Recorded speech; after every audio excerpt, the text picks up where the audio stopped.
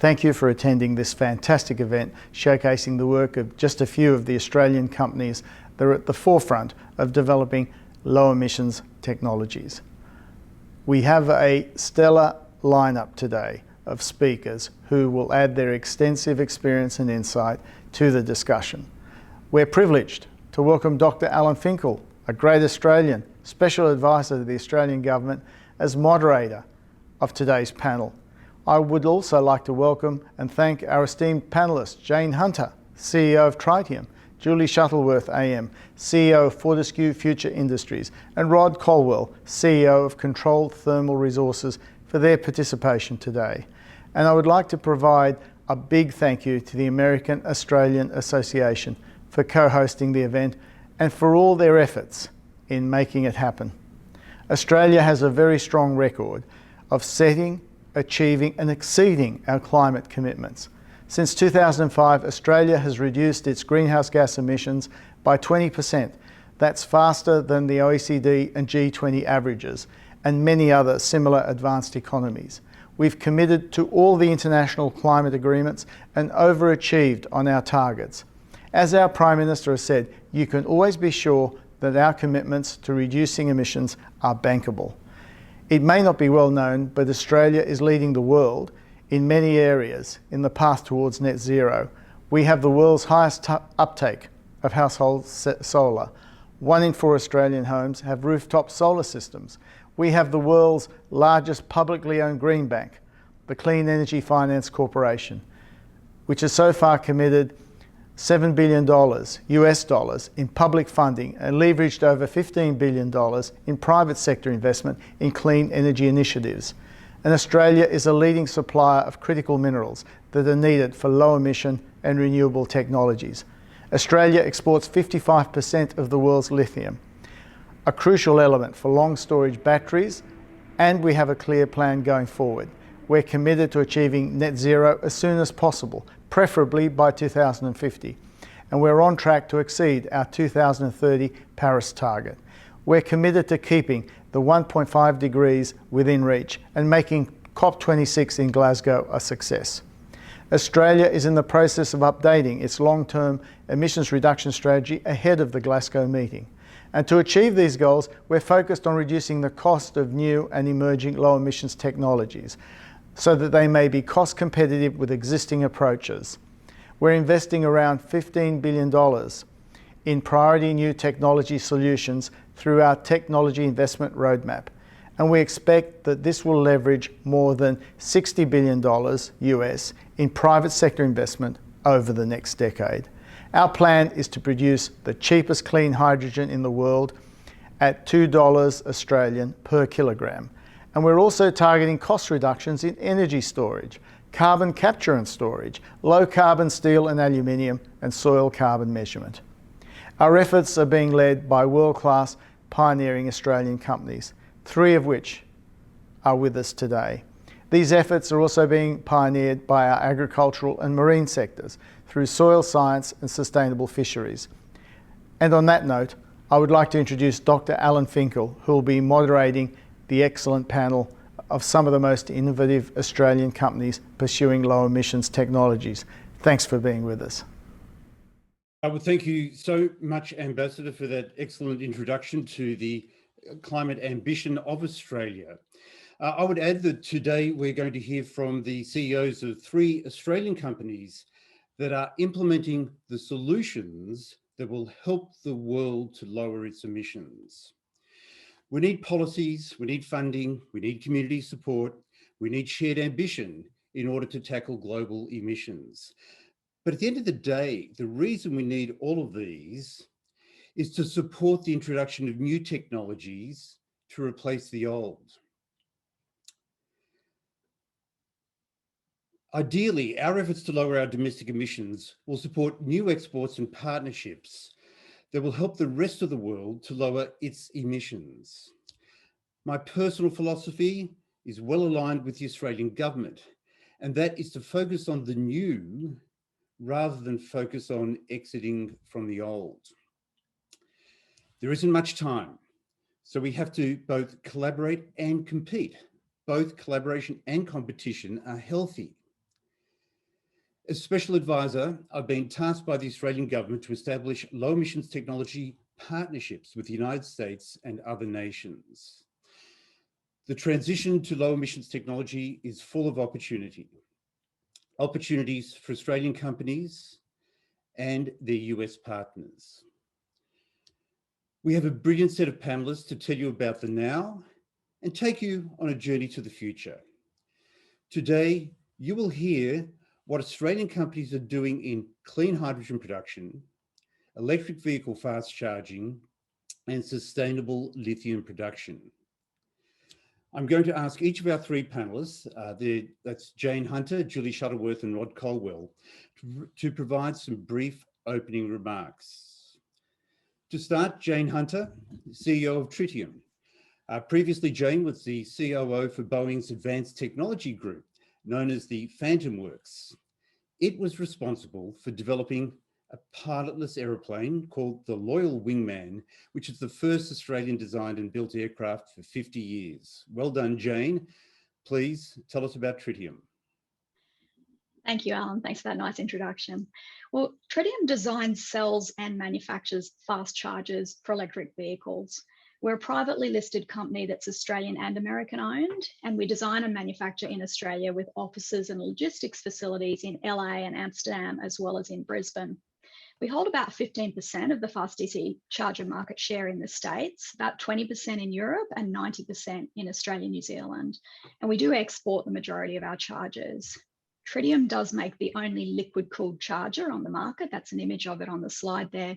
And that enables our chargers to have one of the narrowest profiles and to be fully sealed from the elements and environmental contaminants. So we do have a world-leading technology. We recently entered a business combination agreement to merge with a special purpose acquisition company and list on the NASDAQ later this year.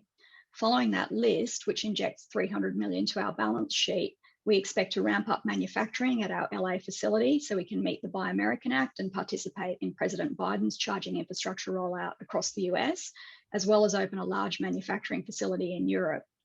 Our revenue is dependent on the global uptake of electric vehicles, and that continues to trend in the right direction. Electric car sales made up 4.2% of the global car market last year, and that was up from 2.5% in 2019. Thanks, Alan. Jane, thank you. You've certainly described a company at the leading edge of one of the most exciting revolutions as we go forward. Now I'd like to introduce Julie Shuttleworth, who's the CEO of Fortescue Future Industry. Julie's had a successful career as a technologist and a leader in gold, copper and iron ore mining. And now she's leading the expansion of one of Australia's leading mining companies, expanding them so that they become one of the world's most extraordinary renewable energy companies. Julie. Thanks, Alan. And it's really exciting to be part of Good Day USA today. Fortescue Future Industries is the 100% renewable energy and green industry initiative of Fortescue Metals Group. And we are taking a global leadership position in the green hydrogen industry. We'll be harnessing the world's renewable energy resources, such as hydropower, geothermal, wind and solar, to produce green electricity, green hydrogen, green ammonia, and other green industrial products such as green iron and green cement. At FFI, we have three key objectives. One is to make green hydrogen the most globally traded seaborne energy commodity in the world. Two is to produce over 15 million tonnes of green hydrogen by 2030. And three is to support Fortescue Metals Group to decarbonise our mining operations by 2030, which will abate over 1 billion litres of diesel per year. Thanks, Alan. Thank you, Julie. An exciting story. And finally, I'd like to introduce Rod Colwell, who's the CEO of Controlled Thermal Resources. And he's taking his expertise in geothermal energy and in minerals to the United States to apply a creative approach to tapping into one of nature's most important energy resources. Rod. Thank you, Alan, and certainly a privilege to join Jane and Julie on this panel. Yeah, so we're about 9 years into this project here at the Salton Sea in Southern California. It's a geothermal power and green lithium facility that we're developing at the moment with a resource capacity of 300,000 tonnes per year, so a significant resource, and 1.1 gigawatts of renewable energy. Next slide, please. So with geothermal and direct lithium extraction, it's a very small footprint. There's no open pit or evaporation ponds with this process. It's fully integrated on site, so and a very near zero CO2 emissions. We're using 100% green energy in the form of electricity and power to run our lithium hydroxide facilities to produce that a green product localized. Next slide, please. And this slide just simply demonstrates the process. Organically and localizing this process where in real time, we're producing from wellhead to super sack in less than 40 minutes. Been a critical US supplier here, and it's certainly been a privilege to be part of this. Thank you, Alan. Thank you, Rod. Terrific. So you were all wonderful and kept to your little 2-minute introduction time slots perfectly. So now for some questions. And Julie, I'd like to start with you. So Fortescue Future Industries, you're aiming to be producing 15 million tonnes of green hydrogen by 2030. In energy terms, that's half of Australia's existing LNG exports. It's a massive amount. And personally, I'm in awe of your ambition, and I congratulate you for taking it on. My question is, will the hydrogen demand exist by 2030 to use the 15 million tonnes of green hydrogen that you will be producing? And how would you help to build that demand? That's right, Alan. 15 million tonnes is a huge number, but we have great confidence that the demand is there. And this is due to our on-the-ground research that we've conducted in the last 12 months. Our chairman, Dr. Andrew Forrest, and a team of specialists have been around the world in the last 12 months, visiting over 50 countries. And they've spent actually more time overseas than they have at home in that time, visiting various governments and over hundreds of companies. And we've listened to the needs of the customers and fed that back into our portfolio of projects as we develop the end-to-end supply chains. And examples of what our customers want include green ammonia for power generation, green ammonia as a shipping fuel, liquefied hydrogen to fuel cell electric vehicles, and even sustainable aviation fuels to decarbonise air travel. And another important area is green iron for our steel mill customers. And what we find with Fortescue is that we're uniquely placed as we're kickstarting both the demand for green hydrogen in our own mining operations. So we can start the green hydrogen economy by providing both the demand and the supply for green hydrogen. Julie, I really appreciated hearing that, because one of the things that I take from what you said is how you're customer driven. It wasn't just that yourself and Andrew Forrest woke up one morning and said, we're going to go green and we'll do green hydrogen. It was the result of speaking to your customers. You're a manufacturer, you're a producer. You have to give customers what they want, and the demand out there is just growing. It's voluntary. It's also stimulated by governments, but it's real. And Alan, you're right. I mean, the Chinese government just recently announced they want over 1 million hydrogen fuel cell vehicles on the road by 2030. Japan, nearly 1 million fuel cell vehicles as well. This is all growing that demand. It's great. All right, Jane, I purchased my first electric car nearly 10 years ago, and it didn't have a lot of range. Because of its low range and the complete absence, of course, of any public charging, range anxiety was a genuine concern. With the rollout of public highway and destination quick charging, and knowing what you now know about the electric vehicles that will be entering the market today and in the coming years, would you agree with me that range anxiety is becoming a thing of the past? Look, I would, Alan, and you were a very early adopter if you bought an EV 10 years ago. Was it a Nissan Leaf or? It was a Nissan Leaf, one of the first. Yeah, there you go. So that, and that's great. But look, I completely agree with you. For a start, petrol and electric vehicles now do have very similar ranges. So petrol vehicles typically have a range between 400 and 600 kilometres. That's 250 to 370 miles for our American audience. The Tesla Model S has a 510 kilometre range. The long range Model 3 and the Ford Mustang have about 550 kilometre ranges, or 340 miles. So that limited range associated with some of the early model EVs is really now a thing of the past. In terms of range anxiety, most countries with a significant EV uptake do now have sufficient metro and highway fast charging infrastructure available, so you can drive anywhere and find a rapid charging station. Tesla has that very well covered for Tesla drivers in the US, and for all other car models from other OEMs, you can now cross the US and Europe quite easily. Perhaps in some remote parts of America, you'd still want to carefully plan a long trip if you're thinking about Nebraska or Alaska. In fact, we have chargers in Alaska. In Australia, the East Coast's catered for highway driving from the top to the bottom, and the metro areas in the capitals are now covered. Those small, densely populated states like Victoria and Tasmania have sufficient charging stations, as does the great seventh state of Australia, New Zealand. But the next frontier for Australia is definitely remote regional areas in the centre and the west. They need increased coverage, but of course, some of those areas are so remote, they don't have petrol stations either. Jane, you made me, I just thought of a related question. There were two things that were of concern 10 years ago or 8 years ago. One was the range, and I agree with you, the modern cars and the growth in public charging, I think has completely eliminated range anxiety, and I almost get upset when I hear people talk about it. But the other thing that was a worry, and I just haven't thought about it recently, is the plugs. What sort of consistency, or let me call it standardization, is there of the plugs now for the various models? Is it country specific or is it model specific?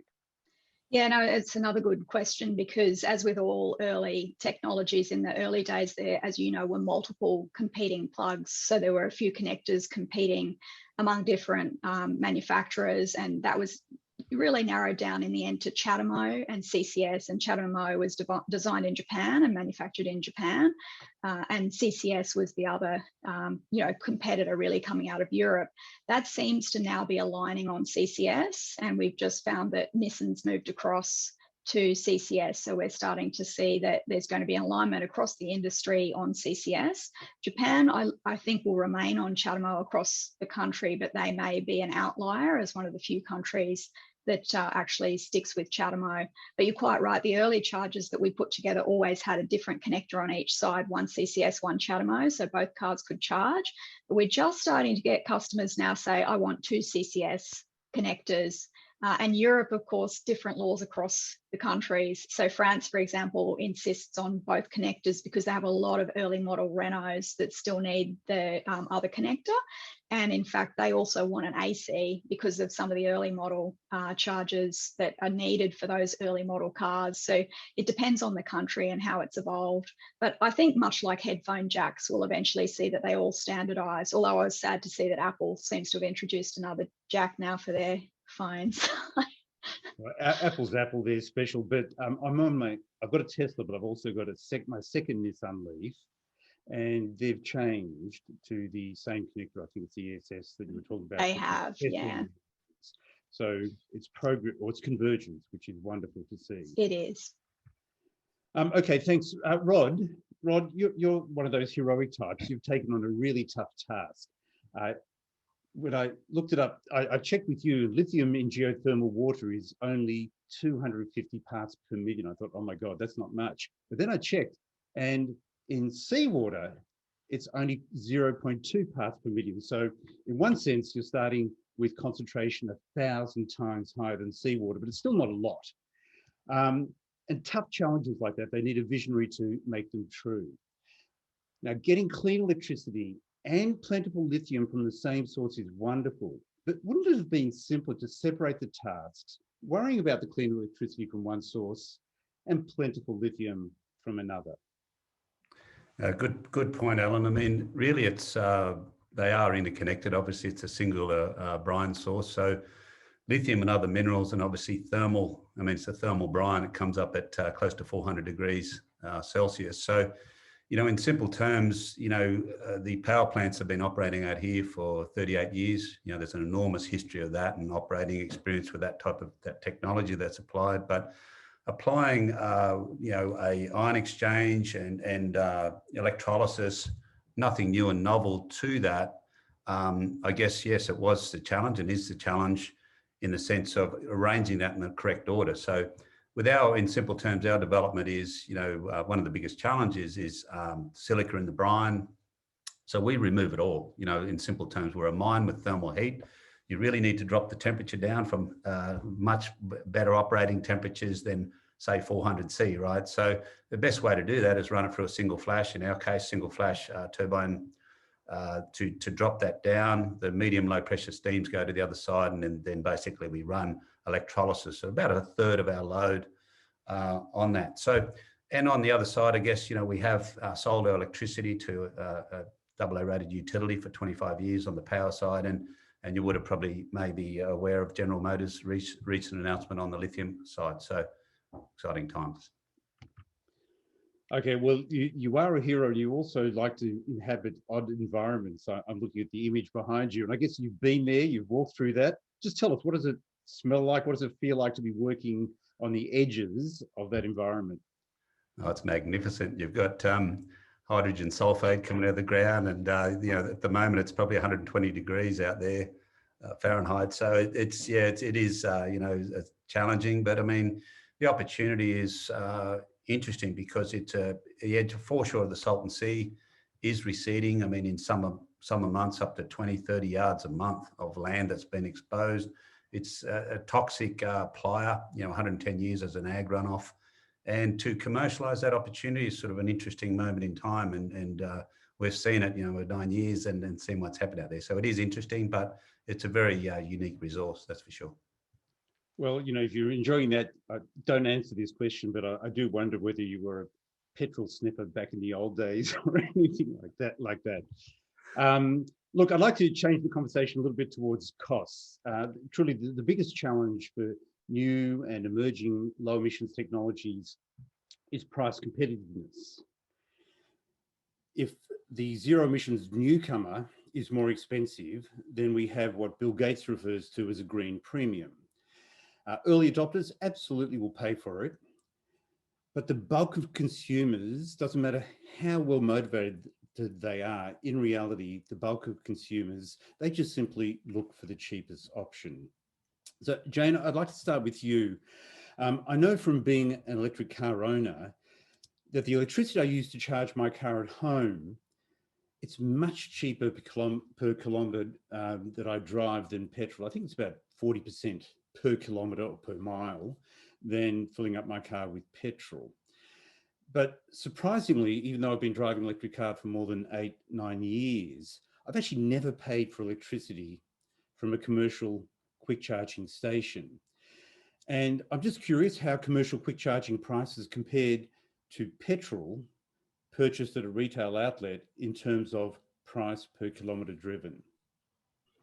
Yeah, Alan, I assume that means you probably have charging both at work and at home if you haven't had to use public DC charging. No, I only have it at home, but I can go for days without having to charge. So I don't have any range anxiety. We already established that. I don't need to plug in at work. Frankly, the only time I've had to do public charging has been in a Tesla, because I got in a long time ago. I still have free charging at Tesla outlets. So I actually don't know what the price is. Oh, that's really interesting. And you mustn't drive long distances to a destination that doesn't have a power point in the garage. That is correct. So the longest I've driven is from Canberra to Melbourne, and that's about 650 kilometres, maybe 400 miles. And I stopped once to recharge in Wodonga. But then in Melbourne, of course, I was coming home and you had access. Yeah, no, it's interesting. And it depends how people use their cars. And that is quite typical that people mainly charge at home and at work. So, of course, we're in EV, so we have fast chargers at work and we take full advantage of those where the power is free for us. And then, of course, we charge at home. But where you drive for a living, so people like Uber drivers and pizza delivery drivers, so people who drive for a living have much more need for fast chargers. And where you go on a long holiday and when you arrive at that holiday destination or halfway there, you're very likely to need a fast charge. And when you do, look, the full charge at home is cheaper. So according to AGL, that's going to cost you between $22 to $30. In public, it's about $31 to $32. So it's at the top end of the home charging range. So it's not expensive. If you compare it to a petrol car, it's materially cheaper. So 80-litre tank, $88 to $102 with some variation depending on the region. So it's very cheap to fill up an EV in Australia, whether you fast charge in public or whether you slow charge at home. In the US, it's very variable because you've got electricity and fuel prices that vary enormously based on which coast you live on and which state you live in. And we were looking at recent studies in DC. There was a study showing that with petrol, it was about $14,500 more expensive over the car's 15-year lifespan than an EV charger. And another recent study in the States was showing, assuming that exactly as you were saying, you charge about 80% of the time at home, about 15% at work, and about 5% at a public charger. And that, of course, varies as to how you use your car. The fuel savings you'd make over the car's lifetime would be between $3,000 and $10,500 USD. So it does really depend on the electricity costs. And in Australia, there's a big differential. In the States, it very much depends on the state you live in. So very different in, say, Hawaii than it is in Washington, DC. So I'm really encouraged that the commercial or the quick charging public price is not double or triple what I would be paying at home. It's just at the top end of the range. Absolutely. Yeah, maybe you can take advantage of it now that you know that. That's right. And then the other important thing to conclude from what you were saying is when you look at total cost of ownership, electric vehicles are coming very, very close to being competitive with equivalent petrol cars. Unfortunately, a lot of people don't. They just look at the sticker price of purchasing the car. I think fleet owners do look at total cost of ownership, but all the projections are that within half a dozen years at most, the sticker price of electric cars will be competitive. So it's a bright future. It is, and that's right. TCO is already better for EVs, but what we're looking at is about 2025 to 2026 before they'll be at price parity up front. That may go faster. As you know, there's billions being poured into battery technology by the car makers, so it could go faster, but that's the current estimate. And that does make a big difference, as you can imagine, for families and young people starting out to buy a car. The sticker shock can be too high. Yep. All right, Rod. I don't think everybody would agree with me, but I am convinced that there's more to the electricity production costings than just the price per megawatt hour. So solar and wind per megawatt hour today are very, very low. What's the value proposition of geothermal electricity compared with solar and wind electricity? And similarly, what's the value proposition of lithium from geothermal compared with lithium from mining? So two variations on the same question about value proposition. Good question, Alan. Look, I think on a least cost, least fit basis, respectfully, you know, with geothermal is about $70 a megawatt hour here in California, and solar is around 20, right? So you always get that per megawatt hour, but penetration of solar and wind combined is about 38%, where we have a capacity factor of 95%. So if you probably read in California here at the moment with, Death Valley and other places hitting 130 degrees, well, the grid really behaves badly, and geothermal provides a spring into the system, a base load. So you've got a 300-ton inertia turbine that really provides that spring and stability. California, to a point where it's quite critical, this issue where you've got Diablo Canyon, the last nuclear power plant, going down in 2024, which is circa 2.3 gigawatts of baseload now will be lost from the system. So with that, the California Public Utilities Commission last week or the week before announced a 1 gigawatt procurement to direct all the IOUs, POUs to procure 1,000 megawatts. And that is really the stability and the advantage of that. I guess with the lithium side, I mean, localizing a supply is absolutely critical. I think, the recent approach to big auto really taking the lead versus the battery guys, I think is very intelligent. They're straight up, they've removed, say, 30 links from that supply chain. That's very expensive. This product does not need to go to Asia for post-processing. It will be processed to a battery grade product here. And I think also just on the connecting the dots between this conversation with charging and also, the electric vehicles. Well, the reality is that we've had this debate a few times where you come home feeling pretty good about, electric car and plug it in at 8 o'clock at night. But the reality is currently there's a gas-fired turbine is going to fire up to produce that energy. So I think the auto industry is really intelligently approaching the charging network, so the green electrons actually get through the charging network in a legitimate way. So there is a connection indirectly, really, between producing raw products, electricity and green lithium, to match the basis. Yeah, thanks, Rod. So it's interesting, GM, in the case of the contract with you, is cutting out a lot of steps, as you said, and probably reaching further up the supply chain than they traditionally do. So it's an incredible testament from them to your company about the importance with which they see what you're doing. And I just wanted to elaborate what I see in terms of your answer. You talked about the capacity factor, which is another way of saying you're a completely dispatchable source. You're just there when the system needs it. And the other thing is, because in a sense they're old-fashioned generators, they have inertia. They can add to the stability of the system. Can I just quickly jump back to Jane and ask you in relation to Rod's last comment about green electrons being delivered to the electric vehicles? You're not, I don't believe Tritium is the retailer, but you must have a good understanding of what's happening in the way your chargers are being used. Are the retailers in general writing power purchase agreements to guarantee that when somebody comes to a public charger, quick charger, they're actually getting contracted green electrons? It depends on our customer, Alan. So some of them, that's a key selling point for them, and they want to have every one of their stations fully powered by renewable energy sources. So some of the charge point operators, every site you go to will be powered by renewable, and they usually have also solar on the roof that overlays the chargers. And they see that as a selling point. So for them, they say to all of their customers, if you go to any of our sites, you'll be using nothing but renewable energy sources.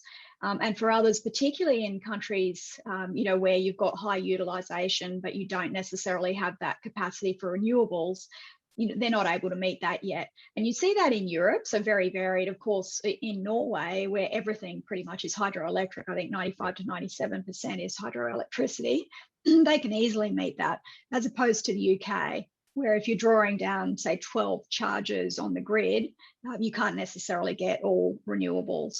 But it's certainly becoming a feature we're finding, and people will drive to those sites because they feel comfortable using them because they know they're using renewable energy sources. Fascinating. It's an important part of the marketing.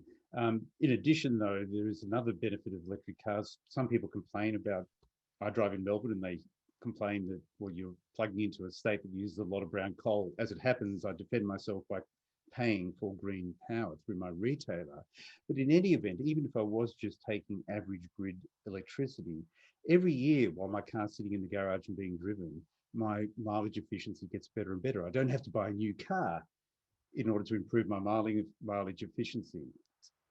It's where it's Absolutely. Yeah, there's a lot of things to be said for it. And as more renewables come online, you're going to get greener and greener in the way that you're using power generally. So we're just waiting for that to reach that 75% mark that Australia's targeting for renewables in the grid.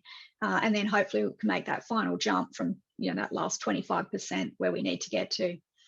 Yeah. Julie, hydrogen today is obviously more expensive than the fossil fuels that it will be competing with, but eventually I think it'll reach price parity, and obviously you'll be confident of that. But where do you see green hydrogen, in which sectors do you see it first being able to compete with the fossil fuel incumbents? There's a huge opportunity in the shipping sector. Shipping has the dirtiest and most polluting fuel on the planet, and the shipping industry currently produces about 3% of the global carbon emissions. So there's enormous potential here, Alan. Hundreds of millions of tonnes of green ammonia will be needed to make the shipping industry carbon neutral. And there's many shipping providers now doing their own R&D and really driving this. Fortescue alone will need over 2 million tonnes of green ammonia per year to decarbonise our shipping operations. And we're making good progress with this. We've finalised the design of a large ship that will run on renewable green hydrogen. And we're also doing our own test work on ship engines. So we're on the pathway to go green with shipping as well. Julie, that's extraordinary. How does a company that's really a mining company, but of course FFI is a newly created company to do all the future green technologies. How do you get the expertise to be playing with marine engines and train engines and things like that? Well, we actually own 8 of our own very large ore carriers, and these ships carry 270,000 tonnes of iron ore from Port Hedland to our markets. So we do have experience in shipping. We've also owned about over 50 of our own locomotives. And so we have a lot of in-house expertise, but of course we're attracting some fantastic talent from around the world to join FFI as we do our own research and development in these areas. Yeah, I can imagine a lot of young, enthusiastic people being very excited about joining FFI. Yeah.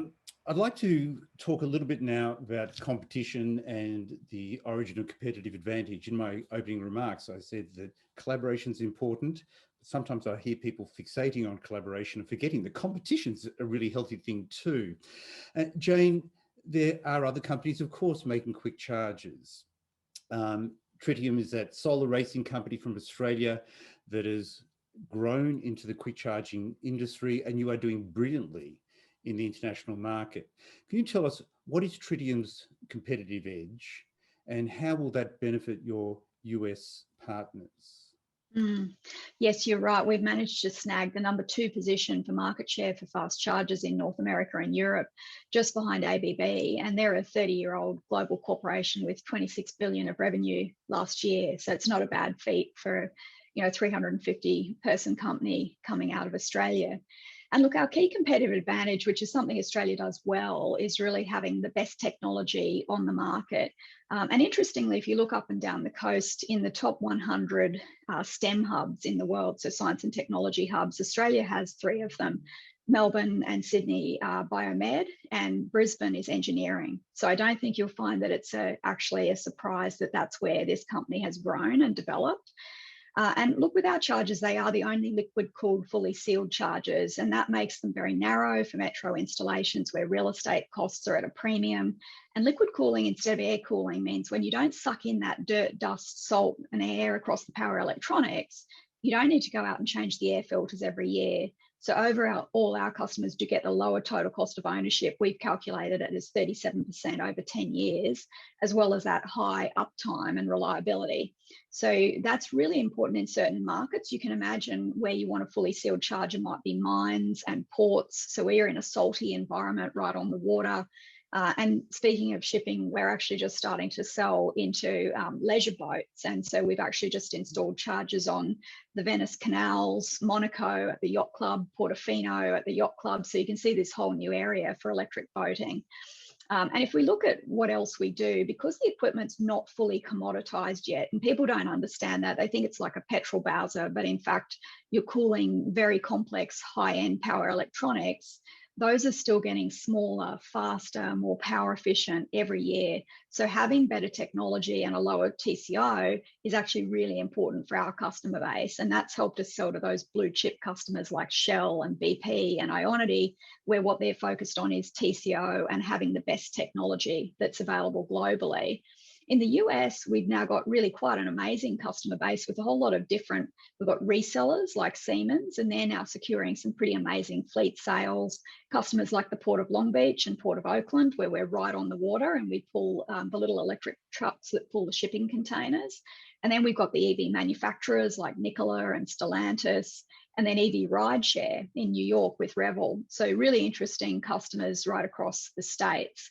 And as you touched on, Alan, you can still see that really clear alignment with Tritium's products from the founders' roots in solar racing, where those power electronics blocks, they've got to be small form factor, robust design, power efficient cooling, and all of those requirements are the same for fast DC charging. And for those in the audience who aren't familiar with that origin, the race that they primarily were producing technology for the inverters and other things was the one that goes from Darwin to Alice Springs. You know, in the heat of summer, in the desert, really tough conditions, fabulous training. We should probably send all company CEOs to do 6 months working in an industry like that. I think I might fit in the tiny cabin, Alan, but the heat would definitely get to me. Yeah, especially with the way heat's going now, and my empathy, I would guess, for the heat onslaught that's happening in North America in the last few weeks. It's just been extraordinary to hear about. Rod, you described some of your competitive advantages in the United States, but please, if you would elaborate on those, and also, do you see that what you're doing there is going to be globally applicable? Yes, certainly.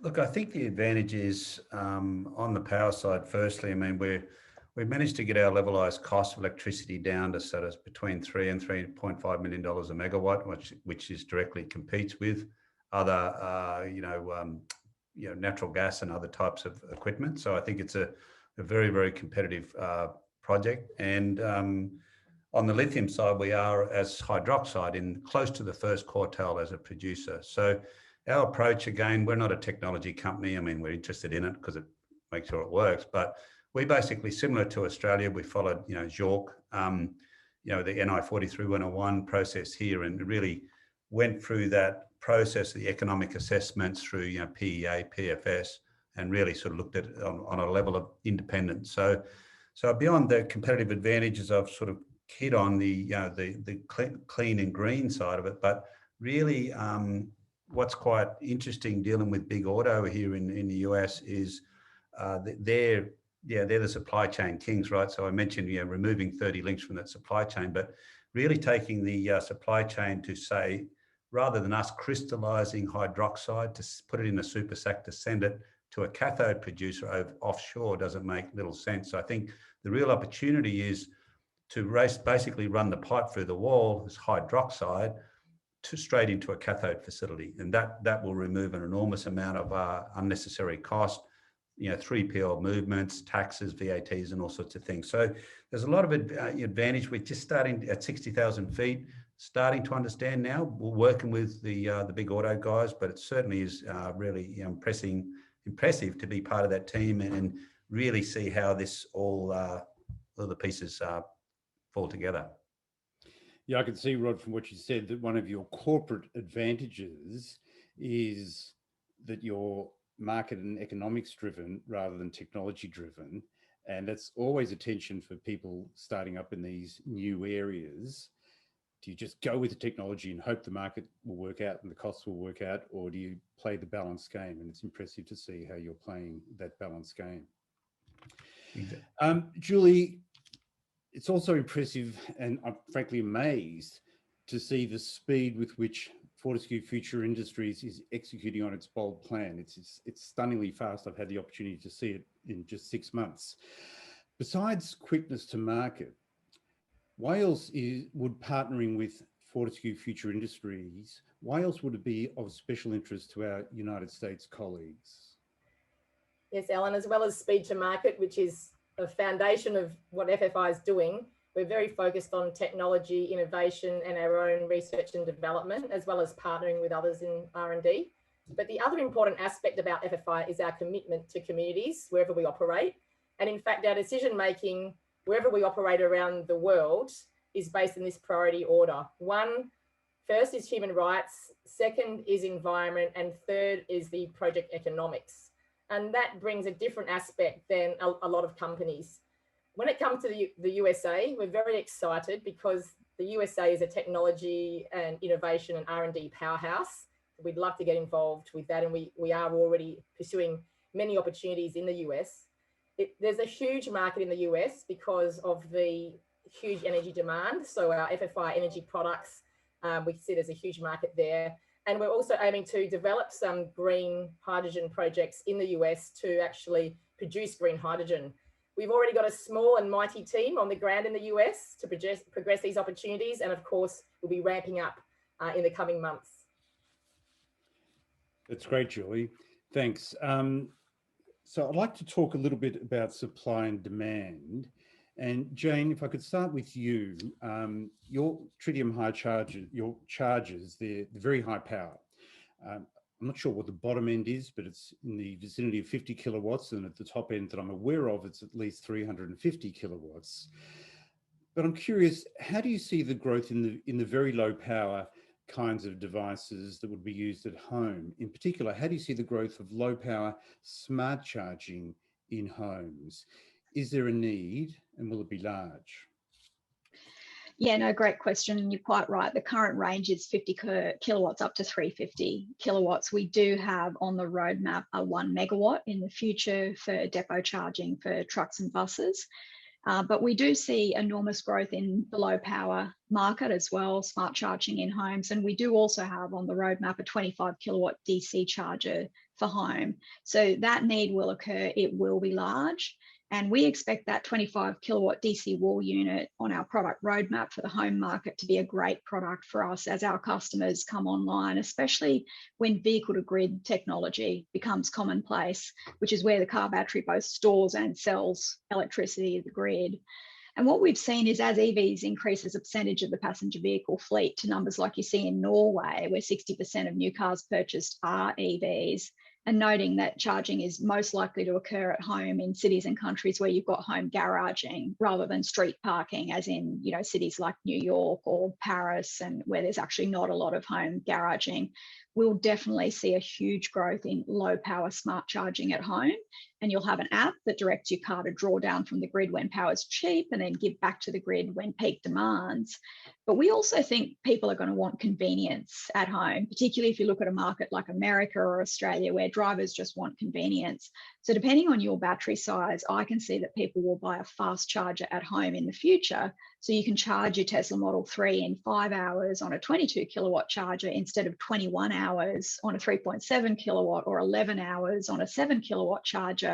Because in the future, we see drivers, they might even want to buy a 50 kilowatt charger for their home. So you can fully charge at home in less than an hour, just like your mobile phone, because convenience does rule for customers. Now, early adopters, absolutely, they're willing to put up with the inconvenience, but later people want it to be very much like the experience they currently have, and they're not willing to put up with inconvenience. And I'm sure, as you know, when you drive them, Alan, it is a little bit like your phone. You suddenly look up and the bars are right down and you think, oh gosh, I've only got one bar left. And at that point, if you need to leave again, that's really inconvenient. So we see a future where people will buy a faster charger at home. So, Jane, I can see that. One of the things that's always puzzled me is there's a lot of expectation out there that people will be willing to provide power back to the grid or be postponed in their charging in order to provide services to the grid. But for those people who just want convenience, they probably want to know that if they're plugged in, that their car will be charged when they come to unplug. They don't want to take the risk that they got postponed for the benefit of the grid or got drained for the benefit of the grid. Do you really think these smart charging approaches will be acceptable to the owners of the cars? Look, I think it will depend very much on the buyer, and as you know, Australians in particular who've uptake rooftop solar at the world leading rates. What I'm already seeing is that they're also buying batteries. And they're competing about the size of their battery. It's become the new barbecue conversation, or how big is your battery pack versus how big is your battery pack. And so there seems to be a great desire among Australians to come off the grid and to be able to make money selling back to the grid.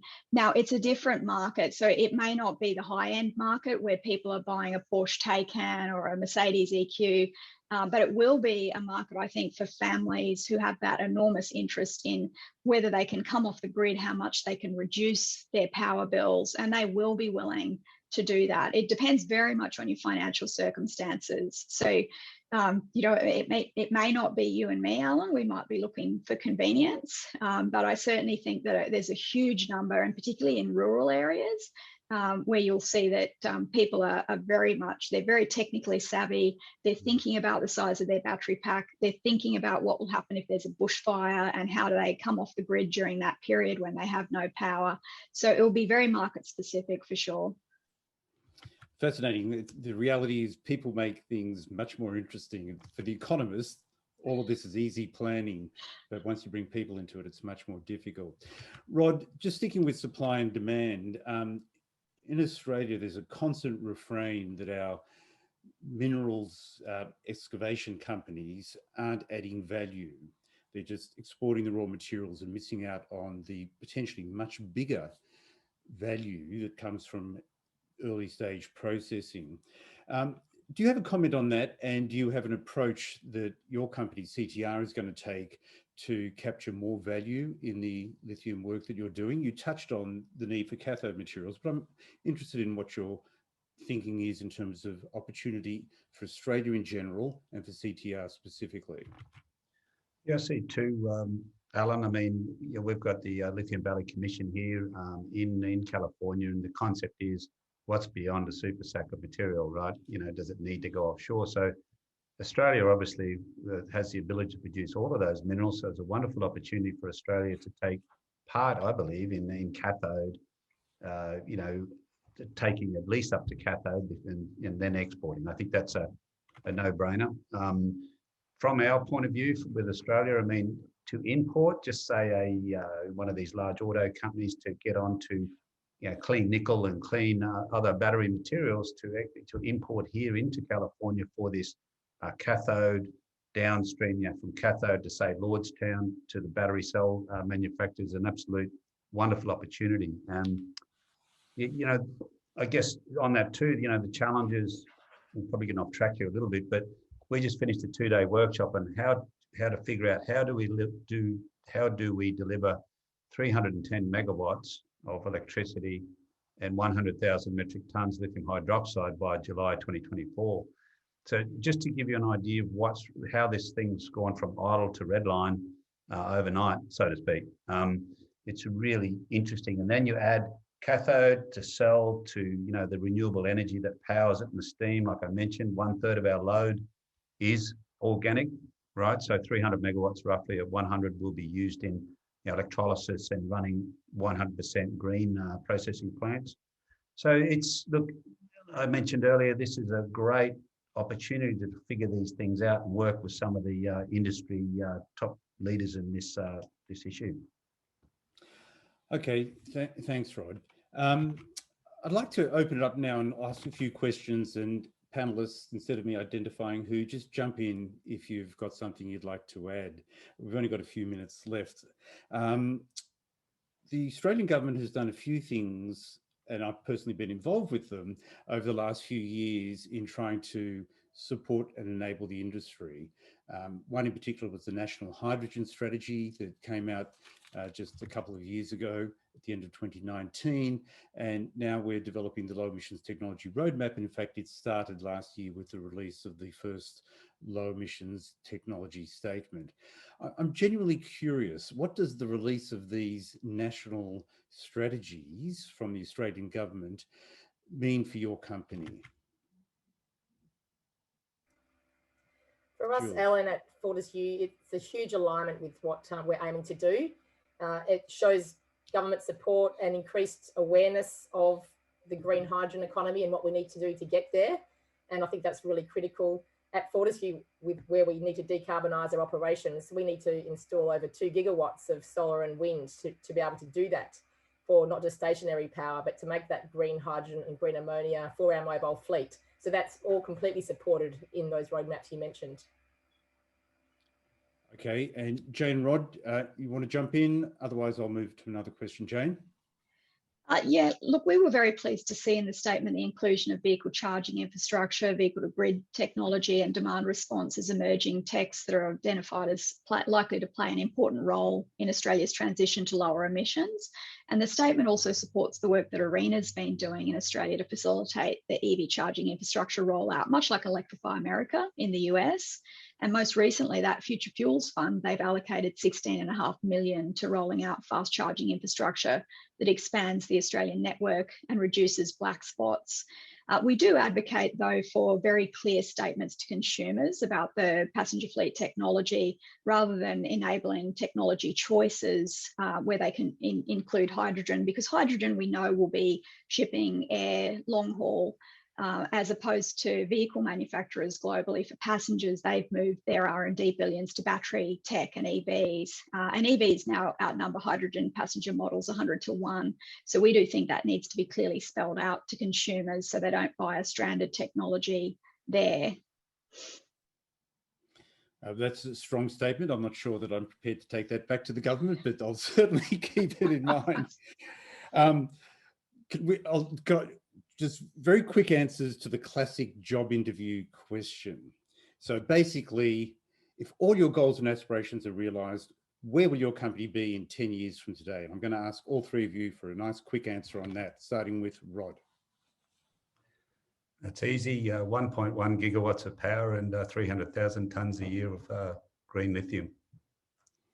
You'll be there in 3 years and still in 10 years. 10 years. That's 10 years. That's okay. Fully developed. Oh, the extra bit. All right, Julie? Zero diesel in our mining operations. That's 1 billion litres that we've abated, plus over 15 million tonnes of green hydrogen being exported globally. Yeah, staggering figures. And Jane? Well, 5 years from now, I expect Tritium will hold #1 market share globally outside of China in the fast DC charger market, and the company will be earning more than $1 billion USD in revenue. 10 years from now, I expect we'll also hold #1 market share in the fast home charger market. And I look forward to a future where cars form microgrids of energy storage, selling energy back to the grid, which is fully powered by renewable energy with zero emissions from tailpipes on our roads, no noise pollution from petrol engines, and no emissions from coal-fired power stations. Fantastic. It's a 10-year vision that I hope to be able to see realised. Look, we have to wrap up now. It's been just an exciting discussion with you all because you're such leading thinkers and you're in charge of companies that are truly going to be helping with many other companies, of course, the global transition, which will help to preserve the planet that we grew up in and love to continue as the planet that we can still enjoy maximally. So I'd like to personally thank the panelists, to you, Jane Hunter, and Julie Shuttleworth and Rod Colwell. I want to thank Ambassador Sinodinos for his opening remarks. I'm going to introduce in a moment the Consul General, Ambassador Jane Duke. So thanks in advance, Jane, for your closing remarks. Erin Gray from the American Australian Association, to you and all your colleagues who have pulled this off and brought it all together. Our thanks. And Jane, over to you, please, to make closing remarks. Thanks so much, Alan. On behalf of G'day USA, we greatly appreciate your expert moderation of this fascinating discussion. Your enthusiasm for the technologies we discussed today is really catching and it's exciting. And that's a huge asset for us as you spearhead Australia's efforts to accelerate the development and commercialisation of low emissions technologies and foster international partnerships. Julie, Jane, Rod, we thank you for sharing your insights and explaining how your companies are contributing to the green energy economy. You've each demonstrated leadership, innovation, and entrepreneurship. You've shown us how green hydrogen, fast electric vehicle chargers, and sustainably produced lithium can be developed and delivered in a responsible and cost-effective manner. Your companies are case studies for others seeking to commercialise low emissions technologies. And it's clear that there are tremendous opportunities for closer collaboration between governments and industry and research institutions as we work together to reach net zero emissions. Favourable policy settings and greater investment in low emissions technology will also play a vital role in strengthening industry, creating jobs and driving economic growth into the future. And finally, thank you to all our viewers who have joined us in different time zones across the US and Australia for your support for the US-Australia relationship and for this dialogue. With that, good day to everyone.